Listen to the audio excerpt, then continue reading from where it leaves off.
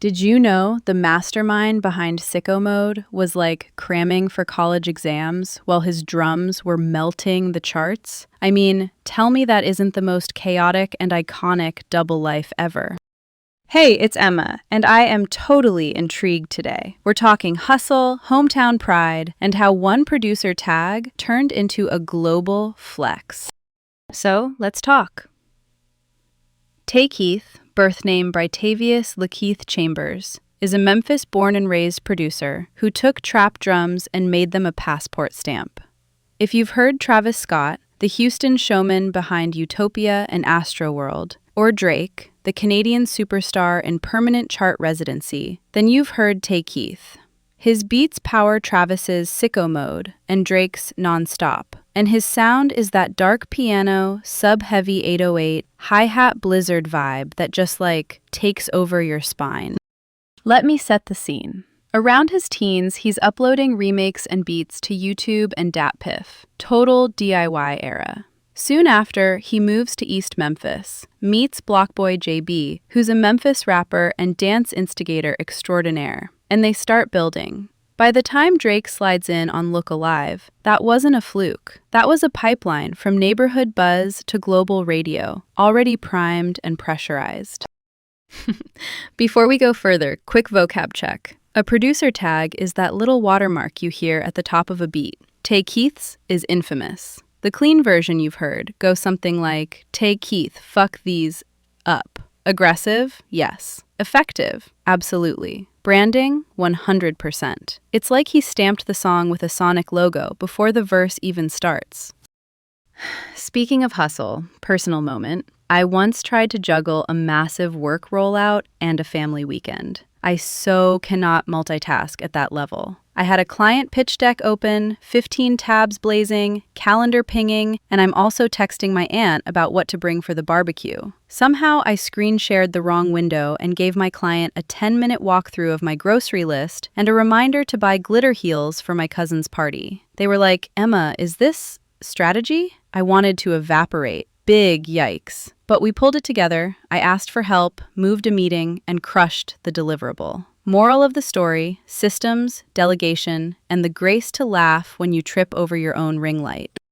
Which brings me back to Tay Keith. Him graduating from Middle Tennessee State University, a public university in Murfreesboro, while Nonstop and Sicko Mode were blowing up, just hits different. It's receipts. Focus and fame can coexist. He didn't just chase the moment, he built the foundation. Also, business-wise, he's a member of BMI, a performing rights organization that tracks and pays out performance royalties. And he signed a publishing deal with Warner Chappell Music, a major global publisher. Translation: the man knew his paperwork. That tag wasn't the only smart part of the brand.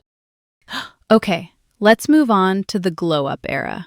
In 2018, he and Blockboy JB drop Shoot and Rover. Then, Look Alive with Drake goes nuclear.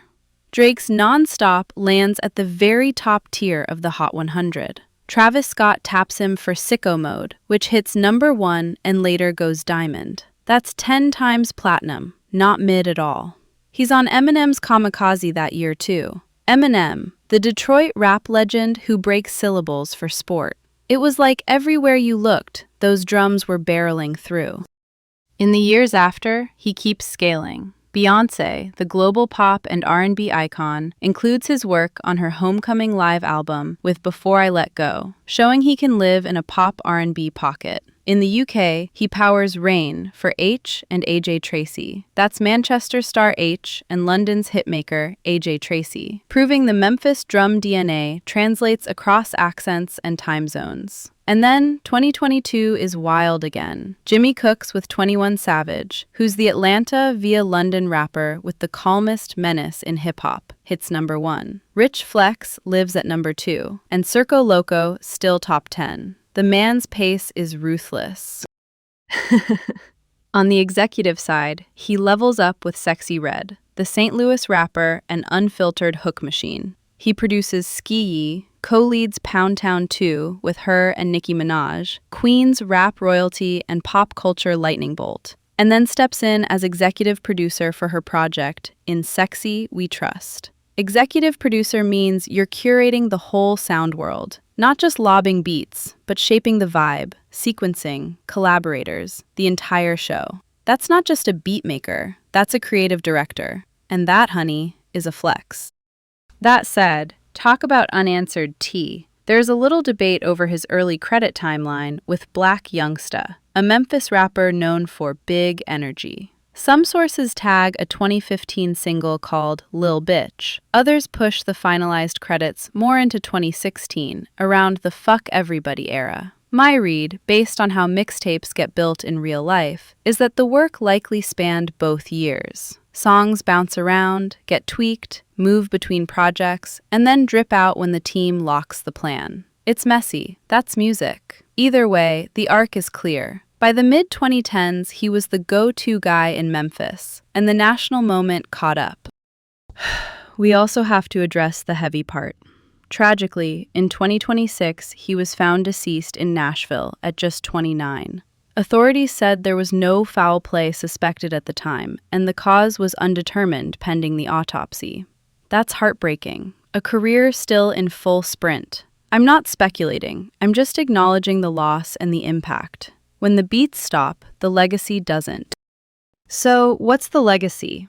Sicko Mode is a pop culture time capsule. That switch-up structure became a meme and a blueprint. His tag turned into a social signal. When it hits in the intro bar, you already feel the floor turn into a trampoline. He brought Memphis textures to the center without sanding off the grit. From club records to radio to TikTok audios, those drums made the room feel expensive, even if you were listening on cracked earbuds. That's taste. That's curation. That's city pride scaling global. Also, nerd note that I love. The combo of BMI membership and a Warner Chappell publishing deal is why those compositions pay out worldwide long after the initial hype fades. It's the boring paperwork that keeps the lights on. It turns a viral week into a career. Kids, register your work. Even icons file forms. Just saying. Okay, pause, because next time we are absolutely diving into producer tags. The psychology, the branding, the shade, the instant recognition, why a 2-second whisper can sell a record before the hook even lands. All right, folks, let's leave it there for now. A little chaos can lead to something iconic. Sit with that, cue up Sicko Mode, and listen for the tag. Later.